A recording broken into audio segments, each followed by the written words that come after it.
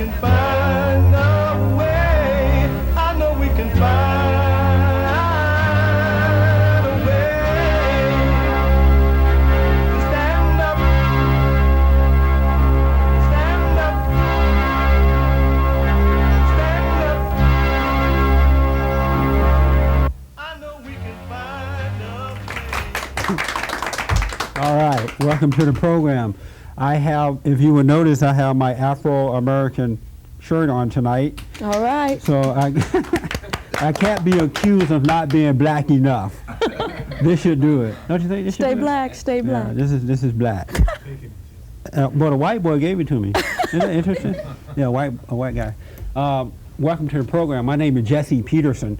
And as you know, some of you may know that I am the founder and president of an organization called BOND, the Brotherhood Organization of a New Destiny.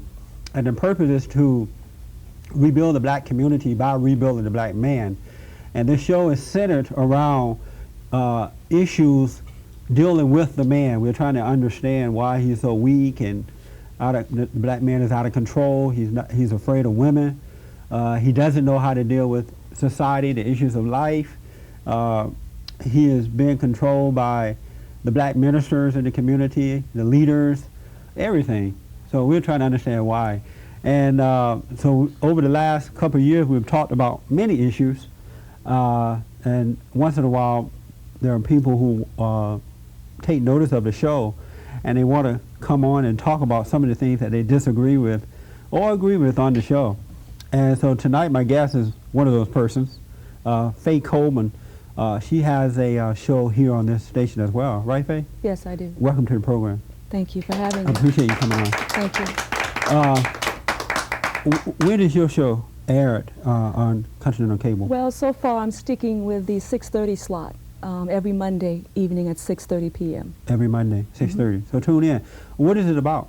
I haven't seen it yet, so I don't know. Well, the name of the show, the title of the show is The Word, and the foundation is the scriptures.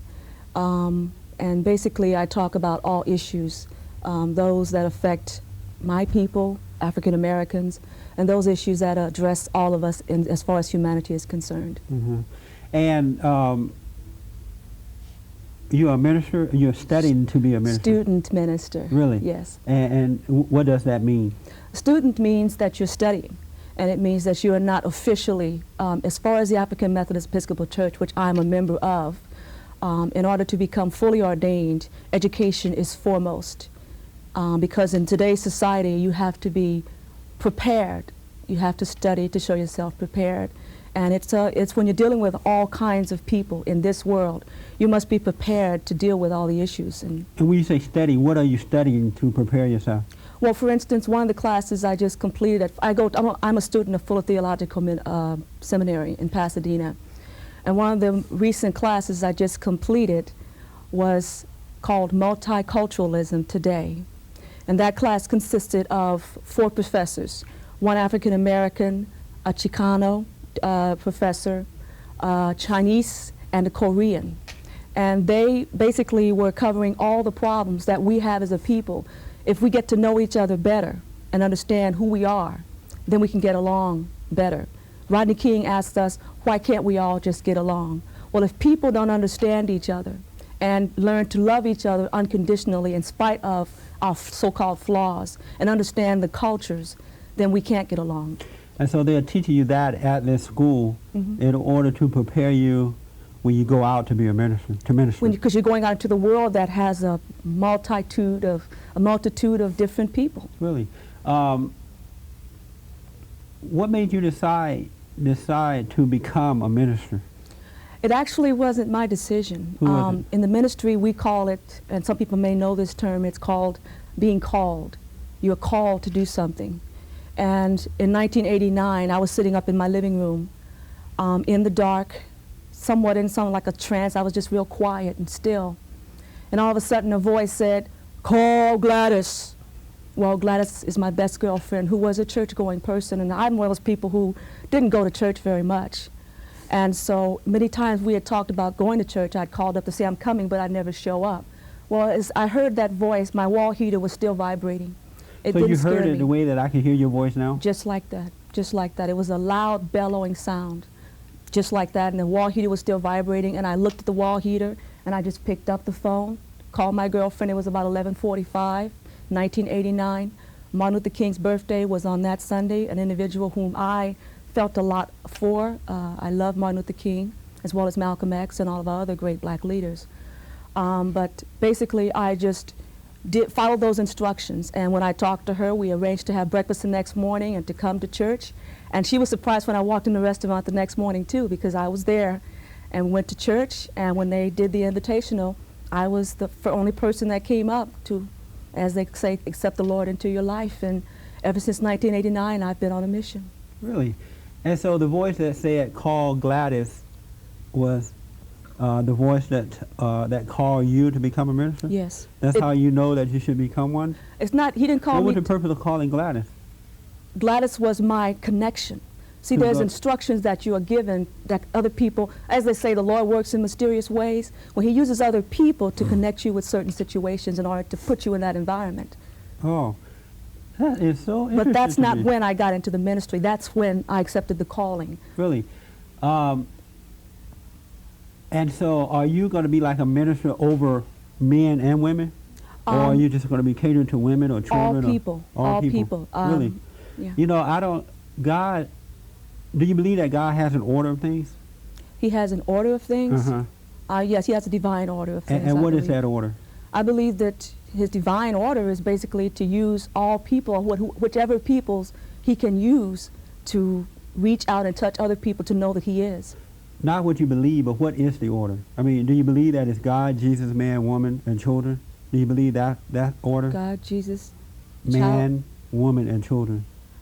Well, in that sense, I believe it's that way. But I think what we're getting into is who's first. And sometimes people get into a real problem when you compare. Like right now, there's the women's lib issue and women and men fighting over who is more power and so forth. I'm not liberated, so to speak. Yeah. But you believe that order? Right, and there's a reason for it. And do you believe it because, why do you believe that order? I believe that, first of all, God, okay, let's back up. First there's God. Then there's the people that he reaches down and touches. And the first person he touches, as far as I'm concerned, is the man as far as the family is concerned. Because the man is supposed to be the what's the word for it? The protector of the family. The female is the nurturer. And the child is the seed of those two. Is that in the Bible too, that order that I mentioned? Is it in the Bible? Well, in Genesis it does say that. And so if you believe that order, why do you think God would call you, a woman, to be over men? And because to minister, meaning that you are the head of these men that you will be ministering to. Why do you think that he would put you in charge of men? I wouldn't consider it being a head. I would consider it being a vessel. If you were lying on your deathbed and you needed someone to be there, to hold your hand, and the Lord moved them to say a certain thing, to allow you to leave this world and into that next world.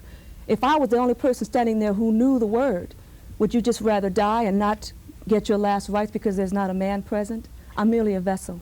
Well, I don't think that God would waste that kind of time. If he wanted to get to me, he'd come right to me. If I'm dying and there's something he needs to tell me, he's not going to wait to tell another person in hopes that this person can finally get to me, a man or a woman. He could tell me himself. I don't think that he operates that way. Do you? He operates that way. I mean, he can come right to me himself. Okay, you're talking about more on a personal level. But that's what he's all about. Oh, I understand that. But what I'm saying is similar to like people in society who are the outside force. There's the outside and there's the inside. For instance, if you were going to die, you couldn't just be personally just lay on the ground and die. Society allows you to have a funeral. And the procedure that we go through, where there's a minister there that says the last rites over you, ashes to ashes, dust to dust. I know that you're here.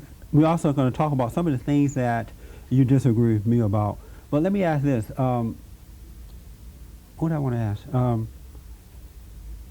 Why is it necessary to go to school if God called you and he created heaven and earth, he created you and me? Why is it necessary to go to school to learn to be a minister? You know, why can't he prepare you? Not to learn so much to be a minister, but to learn. In other words, if you don't, there's some people who have no education, who are in business and who are very successful. but not all, as you can see, not all people are in business and are able to do those things. Right. I think if we're better prepared to do certain things, we might have a better chance. In other words, we sometimes live in a nutshell. At one time, I lived in a nutshell. I was raised in the ghetto of South Central Los Angeles. All I knew was that environment. But when I reached out into the world and started to learn about other people, and also began to learn more about myself and other people, I became a more well-rounded person. I'm still on my way to doing that. But I still don't understand why you think that, and many people think that, because I notice that most of the churches nowadays, they have school and ministries where they That's teach right. people That's right. to be preachers. But what I don't understand about that, if we have the Holy Spirit in us and God called us, why can't we trust that he would teach us? Because if another man teaches you, he's going to teach you his way, and his way is always wrong. And so all you're going to do is go out and quote and mimic something that someone else has told you, and it's not from God. So that's why I don't understand why. If he so called you're us, saying, so are you saying that education, just if I'm born smart, then I don't need to go to school and get an education? I mean, if you want to learn how to build a house, you may have to go, but you can take chances just learn as you build a house. But wouldn't you build that house? What if there was a storm on the way, and if you knew how to build that house, you might be able to build it faster to protect yourself? But see, the things of God is not taught in the way that a man would teach us to build a home. Believe me. He teaches us things as needed and as we go. Mhm. He reveals and he teaches. That's why we have the Holy Spirit. Mhm. And he tells us not to allow another man to teach us anyway. He said, let no man teach you. And yet people are going out and allowing these bootleg preachers to teach them. That's I right. don't understand The that. key word is bootleg. All of them are because bootleg. I don't think so. Caesar Murray, E.V. Hill, all those guys are bootleg preachers. Pastor Price, Fred Price has a school of ministry. I don't understand that. If they called by God, why are they teaching these people? It just blows my mind. And then people are so blind and foolish, they fall for it. They go and they pay their money. And Well, I think we're basing that on some of the reality is there are some preachers out there who are only in it for the money, which is why I think, do you know one that is not? pardon me, Do you know one that is not in for the money? not in just for the money? Uh-huh. I don't know them personally. I know that I'm not in it for the money. I'm in it because I want to reach out and help other people. But this school that you attended, do you have to pay to go there? Of course. And don't you think that's for the money? Because if God called you, believe me, he would teach you. He would show you how to deal with life, how to deal with people. And He would guide your way. yes, and I Do fully you- agree with that. So then why are you going As to a matter school? of fact, there are things that I was able to do and am able to do to this moment that other people are going to school for. But there are things that I still can't do that I'm developing towards.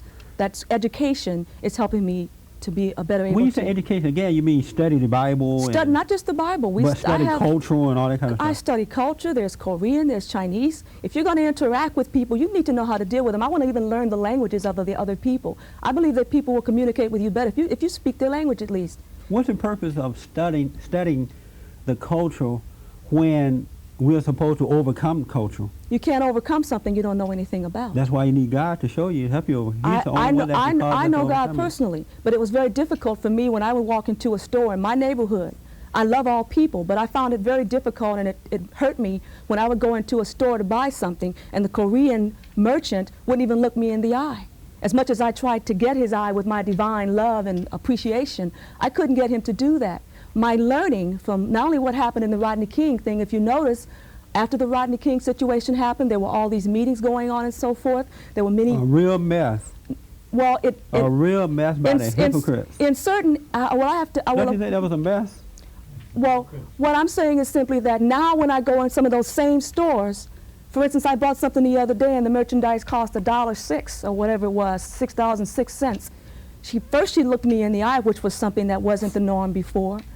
Then she said, forget the nickel. And I looked at her and I said, thank you. She was playing Korean music in the store.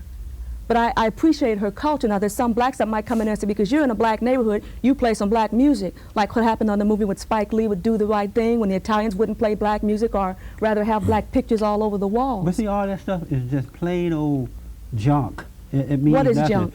Now you got the Koreans looking you in the eyes, and black folks are feeling better because through intimidation, the threats of burning down these people's business, the threat of killing their families, have forced them to look us in the eye, and now we feel better. We haven't accomplished anything. But see, if before the riots had Don't you agree? happened, if before the riots had happened and there was an understanding, maybe the riots wouldn't have happened. The riot happened because you have rowdy people, lazy bums who want to take. And that's the only reason the riot happened. It didn't happen. There's nothing positive that came out of that. I hate to say what you said earlier about mimicking and quoting, but some quotes make a lot of sense. Martin Luther King once said that a riot is the voice of the unheard. If people are not heard and understood, then another riot and fights. Do you know that right now, this city is on the verge of a race war? Yeah. And that is because we're all pushed together. If just picture this. You if know you what? put a bunch of I need rats. you to just hold that thought. I'm sorry to interrupt. Okay. I'm sorry. Stop at rat. This guy I'll jumping up and remember that down. thought. We're going to take a break and be back in a moment. Okie dokie. Bond, the brotherhood organization of a new destiny. Rebuilding the family by rebuilding the man. For more information, call us toll-free, 1-800-411-BOND. That's 1-800-411-BOND. We are back. I really appreciate you guys applauding when we came back from the break. Thank you.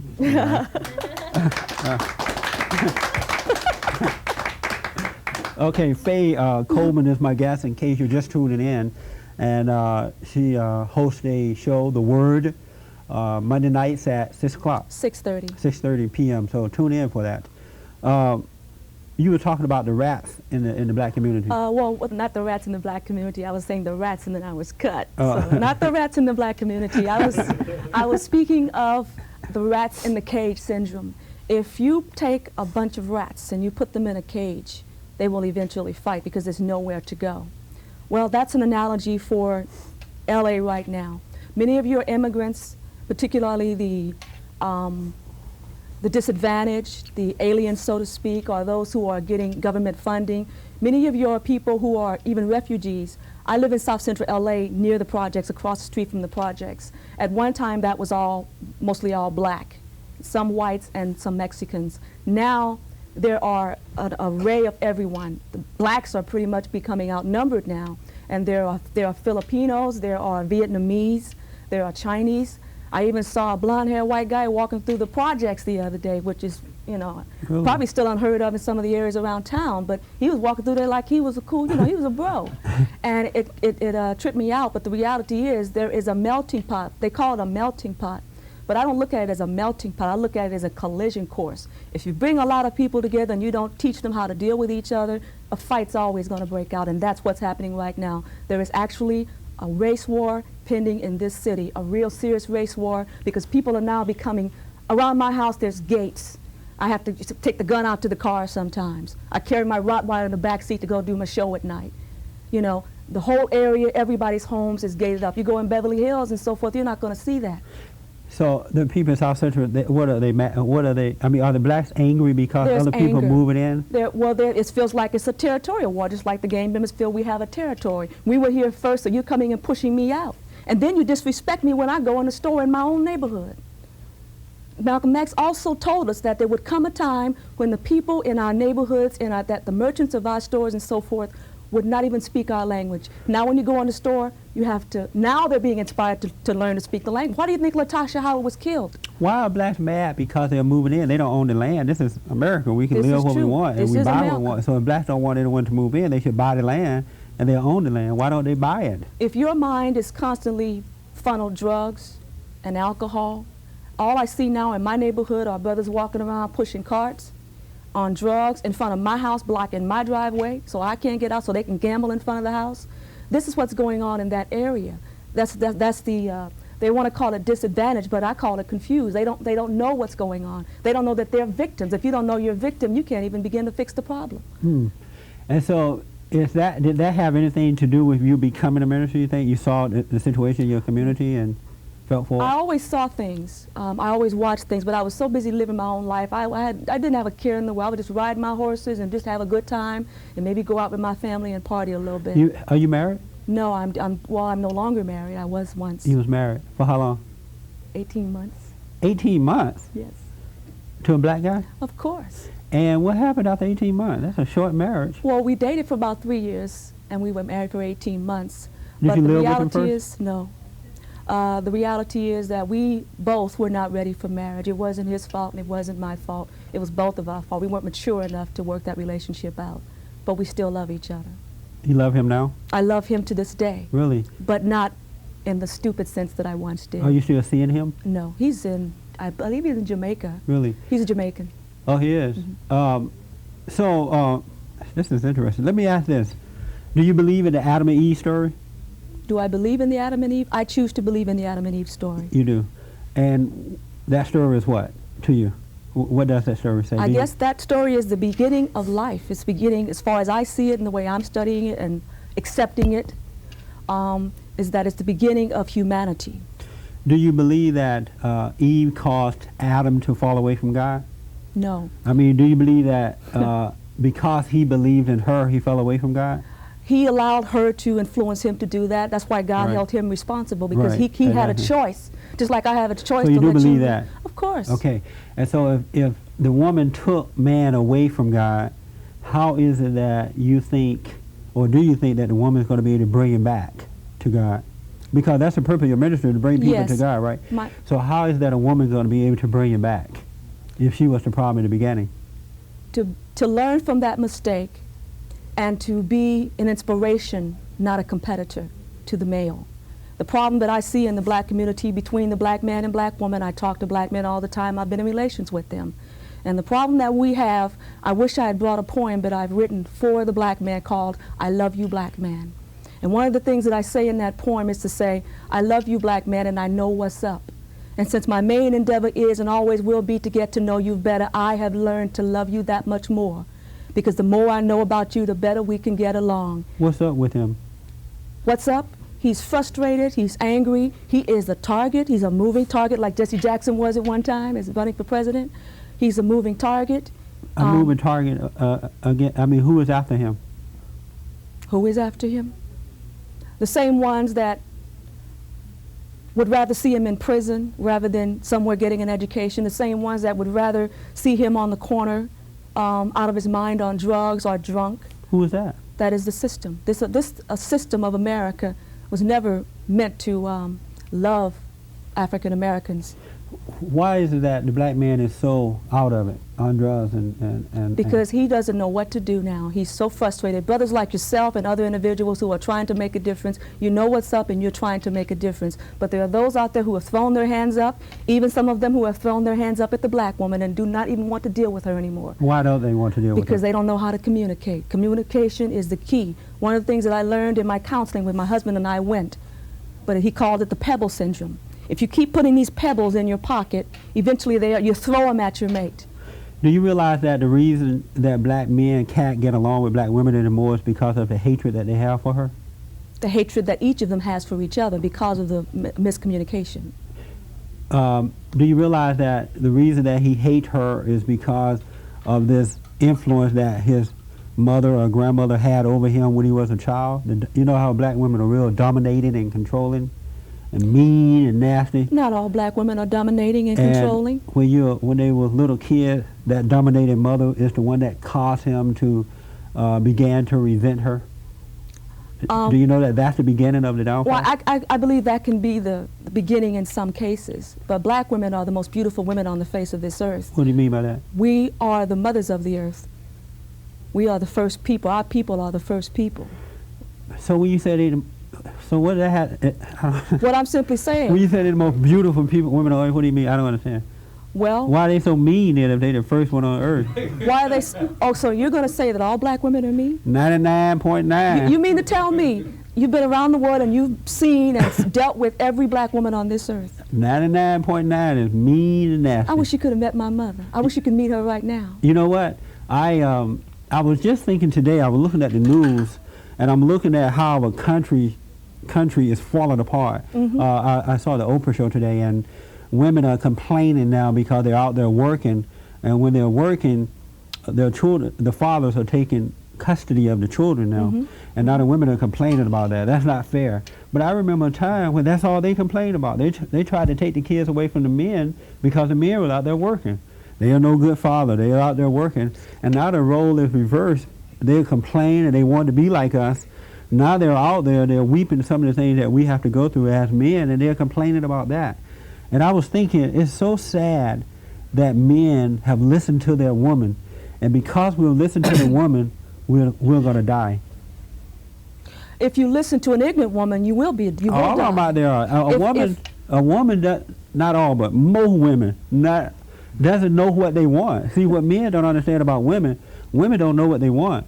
And it's a horrible mistake to listen to what a woman wants. And see, that's also one-sided, because if I was to sit here and say that, okay, you deal with women, I deal with men. There's some brothers I've met who don't know which way is up. Because they've been confused by a woman. How about if that father was the one who molested him when he was a child? There are fathers, who molest their sons and their daughters. That's been going on, probably more so than women molesting their sons. But I'm not talking about molestation at this point. I'm just talking about that has an effect. How the way we're brought up as men have brought us to a point now that we're so weak that we can't even function at all. And now our whole country is falling apart because women are in charge. And I both understand. Black and white and all races. What do you want? What is it that you disagree with? Do we have time to get into that? Next week. Good, wrap it up. Next week we're going to talk to Faye about some of the things that she disagreed with me about on the show. So I'm sorry we didn't get into it tonight, but we will next week. So tune in, tell a friend, and tell a neighbor. Faye, I really appreciate you coming on. Thank you for having me. All right, thanks a lot.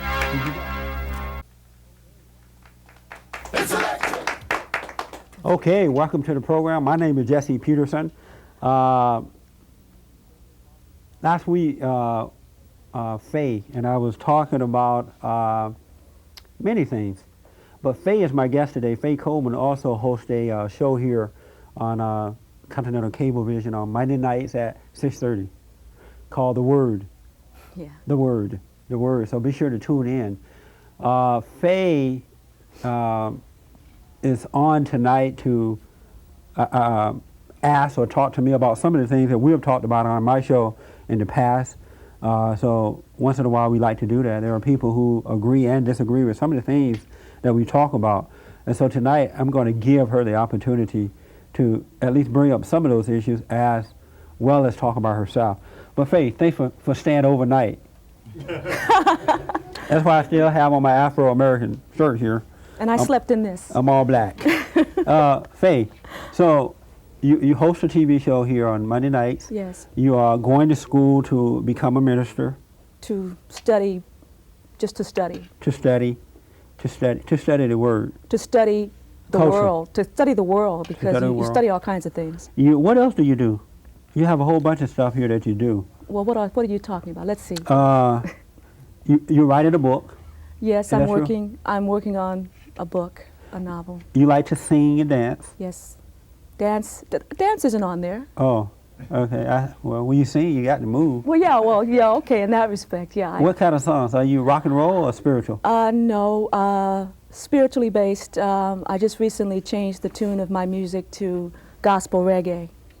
And okay. I just, as you know, reggae is a very roots-are, it's talking about the truth. Reggae music is true music. So my music is basically the scriptures to the groove and to this move of reggae sound. Oh, okay. And you're also a member of the NAACP, National Council of Negro Women. Mm-hmm. What is that? That's an organization it's just like the NAACP, different organization, that's for women. And I haven't been actively involved. I have gone to a couple of their meetings, once with Terry McMillan was a guest speaker there. It's an organization for black women around the country, I believe. Oh, and they meet and they come to different forums, and guest speakers come, and they basically talk about the issues, privy to women and to society. Okay. Let me ask you this, and then I'll let you ask me what you want to ask. Do black women realize that they are not going to be able to solve the problems of the black family and the black community? Do they realize that, or do they think that they can solve the problem? Well, I think that society is also helping them believe that they can do it all by themselves, and I don't think that anyone can do. Raising a child is a very difficult thing for two people, let alone one person. It's nearly impossible for a woman to do it. See, what I'm saying is that it's just as hard for a man as it is for a woman. There was a Not movie. really. There was a movie called Kramer versus Kramer, which was about a relationship that broke up. It was a deep movie, beautiful movie. But reality was, it was just as hard for him to raise that child because he had to get a job, and they was going to take the son from him because he didn't have a job. It's hard for anybody to raise a child by yourself because when you go to work and try to get your child something to eat, to me it's like, I call society a vulturistic society. When you leave that nest, and even two birds got enough sense to know that one of them has to stay on that nest. When one leaves that nest, you know, one always stays on the nest, the other one goes out and flies out and gets water and gets food and comes back. Birds' brains about that big, but they not understand that they leave that nest unguarded, that those eggs are going to be eliminated by the predators of society. And I liken the black family or any family the same way. If no one is there to guard that egg, then this society is going to eat them alive, and that's what's happening to our youth today. And in knowing that, let me just first say, it's easier for a man to raise a child than it is for a woman. Can you explain to me why you believe that? Because God has ordained it to be that way. He has given the authority to the man. To raise a child by himself? We didn't say by himself. Oh. There is a point. A woman, her purpose is to bring it, to hold it in her body until it's able to come out into the earth. And then she gives that baby mother's love until he's about 5 or 6. And at that point, the father should wean the mother away from the child, and he take over and began to guide the child in the right way to go. And but the problem is the father never steps in and take away the child from the woman, and so the child, boys and girls, are growing up with the same personality, the same emotional condition, the same attitude as a woman. And so that's why you see men dealing with life the way that a woman would deal with it.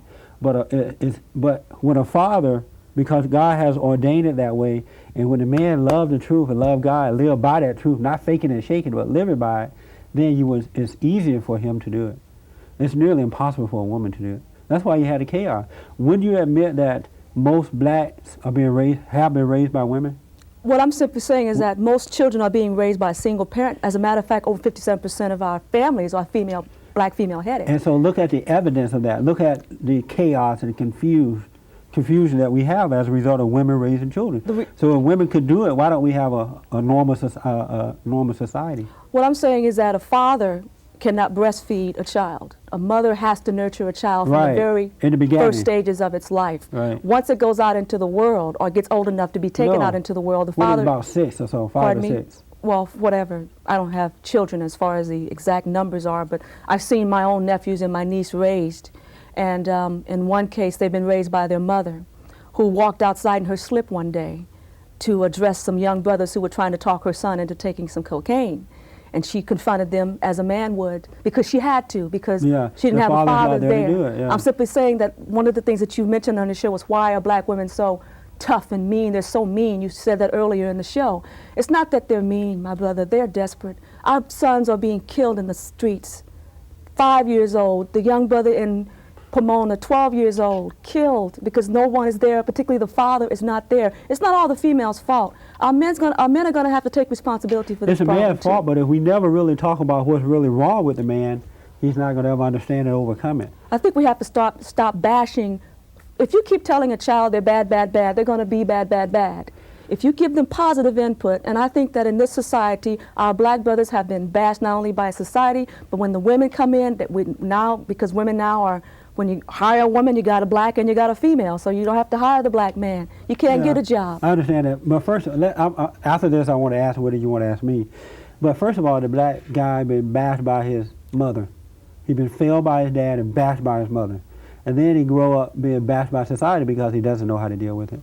And that's all that's wrong. Just as a black female can be bashed by her father or her mother out into the streets, there are females in these gangs just as well as males in these gangs. And I bet you 99.9% of them, they hate their father because they're not there, and they hate this mother that has driven them to the street. They also may hate this mother because she was sitting there doing drugs with them, and they had no respect for mama because she's doing it too. A lot of mothers have, in my generation, mothers who weren't on drugs. Oh, no, I'm not talking about But yet they were mean women. Oh, you said on this mean. They were real mean. Well, I'm not, putting myself on a pedestal, but I know I'm not a mean person. Yeah. I'm assertive. I take care. Bring your husband. Let me ask him. Ask him. As a matter of fact, that would be great for you to ask him, because he calls me to this day and he's never met anyone like me, because he's learned to appreciate who I am as a person, and I learned to appreciate him.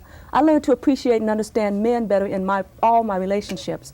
In other words, I chose to grow from breakups or relationships that ended, because if you walk around with this anger towards every new person that you meet, that's what the problem is. It's a domino effect. If I keep getting mad at everybody, running to this person and that person, you know, then I'm just starting. The problem's just going to continue to snowball. What is it that you agree or disagree with me about on my show and things that you've heard of that? No, basically you had said you on this women are so mean, and you said women are so what's the word you use towards black women being so tough on their sons, willful, you know, willful or whatever. And that's what I just addressed. The reality is we have to look at it for what it really is. If there is no father there to help her raise that child, it's only on her. But that does not give her the right to be willful. It does not give her the right to be, excuse my language, a bitch. Okay, when you say and willful, these mothers what do you are what they try to do. They try to make these kids be what they are not. Mm-hmm. They try to dominate their lives, try to make them do the right thing where they themselves are not doing right. They hate the child's father. Mm-hmm. And I'm not talking about the women on drugs necessarily. I'm talking about these women that go to church every Sunday, that wear these big hats and you know what I'm saying? I'm talking about the real thing. And they hate their fathers, and they're taking it out on their boys and their girls. Yes. And they're the one that is creating the gang violence, the drugs in the community, the weakness of the black men and the young girls who are having sex before time. It's all because the father has not been there. It is his fault. The father should understand this, so he can stand between the mother and the child, so that the mother can't destroy the child. So it is the father's fault. But everybody's lying to the black man. They telling him it's the white man's fault. The system hate you. You need more church. You need more Bible. You need the preacher. You need more sex. They're lying to the black man so he can never wake up. Mm-hmm. You need affirmative action. You need something. So they are lying to him, but it is because of what's happening in the home. It all boils down to what I said initially. If two birds can figure out that one of them has to stay there to take care of that nest, then there's going to be chaos in that family. The family's going to be lost, or it's going to grow up with nothing but chaos. Or the mother, if she is forced to raise the child by herself, she can forgive the father for not being there, so that she don't be this angry woman and pass on that anger to her children. That's what she should be. She doesn't have to do that. That's right. But it's hard for women to forgive. Women thrive on hate. Look, can I ask you a question? Yeah. Is your mother a nice woman? If you look at her, you think that she's nice. But she's a mean person? My mother is just like the average black woman. She's a church going. She's church going. She's a sweet kind of a lady, but in the home she's controlling. Mm-hmm. You know how women like, you do as I say and not as I do, and all that kind of stuff. They like to dominate. I brought you into this world. I'll take you out. All that kind of mess. You know, she was like that. Mm-hmm. But she was a nice lady. If you look at her, you would think, oh, this boy got this nice. I wish you could meet my mother. But if I met your mother, I'm sure she seemed like a very nice, sweet lady. But those are the worst ones. Those are the, oh my Lord. Do you hear that? Mom, this guy, he doesn't know you. He doesn't know you. I know it's the worst one. No, my mother is angelic. My mother is angelic. Oh my God, that's even worse. Angelic. Oh my Lord. Okay, Would you like to live with an angelic one, huh? You're talking about my mama. You're talking about my mama. Where's my gat? You know? No, mama's cool. Mama's cool. And see, everybody think mama's cool. Oh, I understand that. But mama is working for the devil. Oh my Lord. I'm serious. And we need to understand that, so that men can begin to realize that this is true. I need to forgive so I can wake up and become a man and protect my woman and protect my children. Because the black woman is not all this Mother Earth and sweet woman as everybody pretending that she is. She's caused a lot of hell and chaos. And yet it's our fault. I do want to say it, because if we were strong, the women couldn't do the things that they're doing. That's all I'm saying. You know, and in some cases, believe me, I know that's true, that you have some of those, what you called them before. I call them an itch with a B. But there are some women out there, believe me, trust me. I don't think that you've met every woman in this country or around this world. I mean, you may have been around the world, but I don't believe you've met every woman on this earth. There are an exception to the rule. I want to add Trust me. The majority of them are not mean Not and majority. nasty. Yes, sir. I would like to know why that especially you make an excuse when you're speaking about the Koreans. You said the Koreans in this store in our neighborhood. Well, why don't we have the stores there? What's keeping us from building our own stores and then the Korean won't be there? We are. Yeah. We're keeping ourselves from doing that. That's How? what I'm saying. We're keeping ourselves down by taking the drugs that we're being given, by being drunk every day. No, they don't give away drugs, honey. They sell them. But what I'm saying is that if you don't have the strength, it all goes back down to that family environment. If you are not a strong person, it's hard to resist those elements that are out there in that society. If you have a strong mother and father influencing you and inspiring you and teaching you right from wrong and what you should and should not do, your chances are... Look, this, you know, that's irrelevant, talking about the daddy, the mama. That's something they don't have. What you have to do, and this is what I see, this is the mistake. Everybody's taking responsibility off everybody and pass it to somebody else. If it ain't the daddy home, well, the mama's mean. Well, she have to keep her fist balled up to keep everything straight, or shooting or cutting one, because the conditions that that society is in, and she is a woman.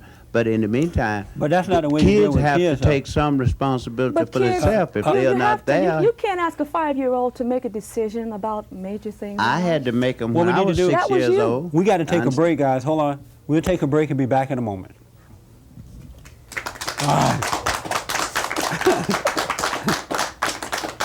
All right. When we come back, I'm going to let you. Bond, the brotherhood organization of a new destiny. Rebuilding the family by rebuilding the man. For more information, call us toll free 1-800-411-BOND. That's 1-800-411-BOND.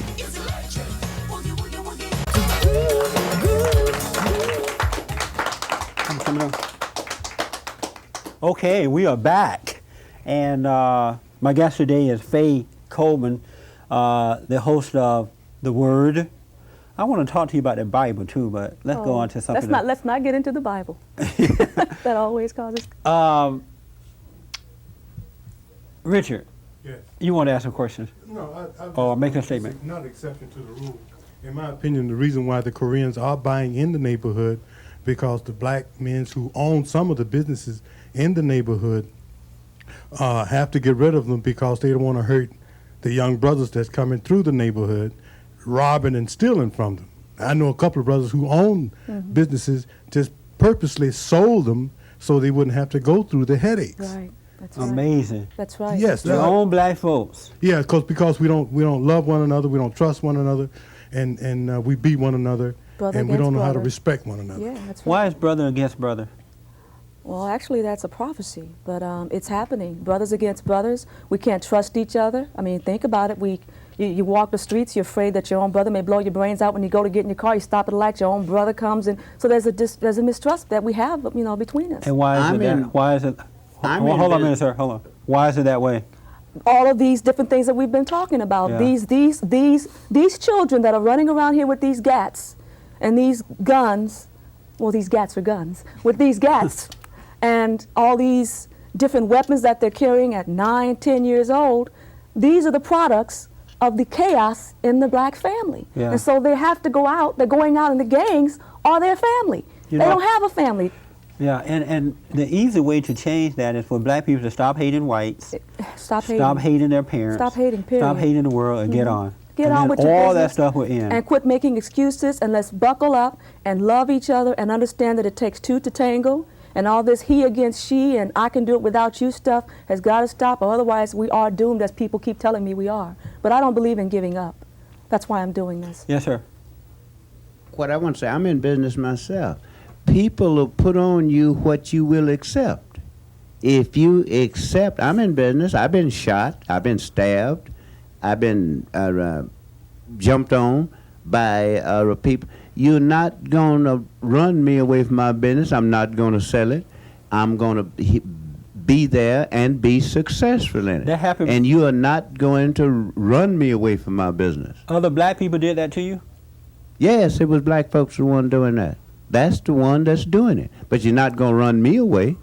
I'm going to stay there and take care of my business. Amen. And I shot some there too. They'll kill to get it, and I'll kill to keep it. See, he said the key word. That was me, But everybody doesn't react to situations the way he does. Yeah, I know. And many of us get fed up with the graffiti over the walls and people coming in the store and robbing you, being afraid of every person that comes into the door. And we get fed up, and so we run to other areas to open up. Just drive down Compton Boulevard and see all the closed up businesses. It's a lot of it's out of fear. Yeah, I think that I think he has a lot of courage. For me, I would say, the hell with that. A lot of people would have said, I'm selling this business and move to Beverly Hills. And get the heck out of Dodge. That's right. What else did you disagree with me about? That was mainly it? I wasn't just watching your show to disagree. I didn't say I disagreed. What did you say? We addressed that. That was the only thing about the man and woman situation? Yeah, that was it. Do you understand now why I say the things that I say concerning men and women? Well, now I have a better understanding of who you are as a person by hearing you talk about your mother. And who am I? And what do you understand now? I understand in some of your experiences that you experienced as a child have affected you as a man. We're only big children and we're just grown-up kids. And sometimes we carry those things around with us, I believe. Well, I was carrying some things around with me too until I looked in the mirror and said, you can't keep blaming this on what daddy did or what this person did or mama did. Let me explain something about my mother was a nice lady. Well, I tried to tell you that about my mama. When you look at my mother, you would love her. She's sweet and nice. She provided. They gave me food and clothes and shelter. So it was like she was running around like this hatchet woman. But in the home, you know how black women are in the home? How are they? With their children? They're mean. They're pushy, they're willful, they're controlling. I didn't experience that from my mother. Your mother was more, you said sweet and nice, right? Mm-hmm. But do you realize that those are the worst ones? Because she is being motivated by her anger toward the man, your father. Motivated by the anger? Because a lot of women, all of them are not like big mouth women like Maxine Waters. But some of them are real soft and subdued, but that's still bad for the child in the home. And see, the whole thing is, it brings on hate. And you become like what you hate. And so you grow up dealing with the world in the same way that you were dealt with. And that's all we want them to do is just realize you got to drop the hate. You got to drop the hate. When you drop the hate, everything else becomes... And you got to take care of your responsibility. Yeah. So if you make a baby, then you take care of it. Don't run off and start another one somewhere. But the reason that they run off because they don't like the woman. But they still like that child. That's their child. But she makes it impossible for him to deal with the child. There's a question on. Do you disagree with that? I believe in some instances that's true, but not in all. Yes. Jesse, excuse me. When you say you have to drop the hate, a lot of people see that there is power in hate, and there is revenge in hate, and there is justice especially when women. they hate. So when you tell them to drop it, they think you're crazy because they're giving up, a chance to have justice and power. A woman can have some hate and get up in the morning and make you breakfast. Send the kids off to school, clean the house, go to work, and work 12 hours, come back home, make dinner, cuss you out, and go to bed. She needs all that hate is what motivates women, but it destroys a man. Have you noticed that? I'm serious, that is true. Isn't that true, Richard? Women thrive off that hate. What do you think about that? It's people. It's not all women. Another thing I notice about women, I can't believe this. I do a lot of counseling. And oh, Lord. A woman tell a man, her husband, oh, you should tell me your problems. You should talk to me.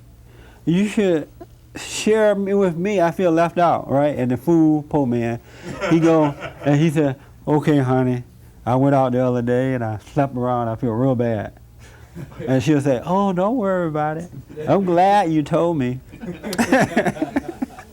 And then down the road, when he's thinking everything is fine, and then they have an argument. They have an argument because he didn't open the car door to let her in.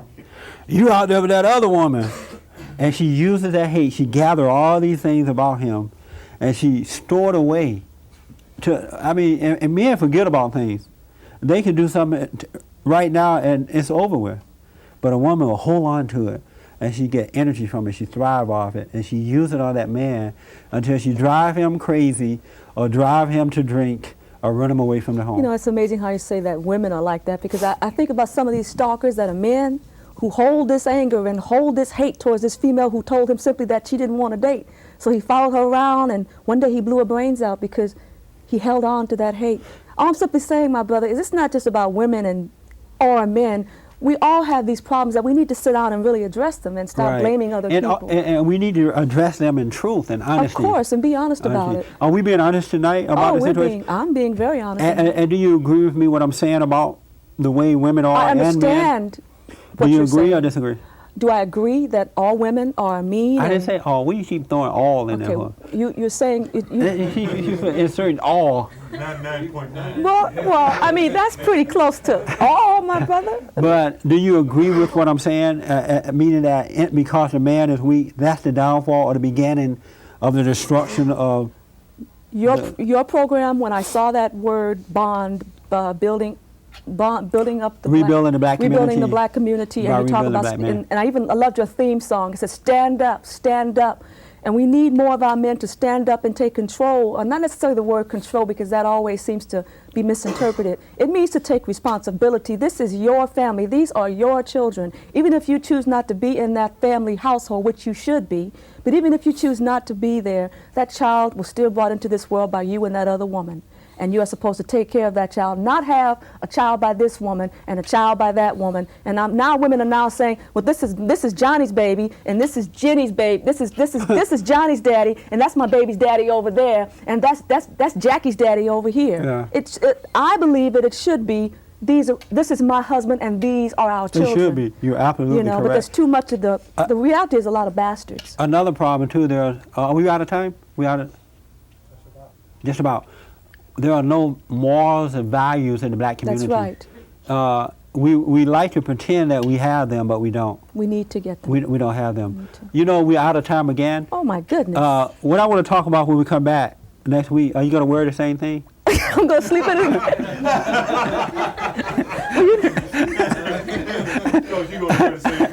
Yeah, I'm going to wear my Afro-American shirt. Well, can we change tops? When we come back next week, let's talk about affirmative action and all that stuff, all right? Okay. Thank you a lot. Thank you. Bye.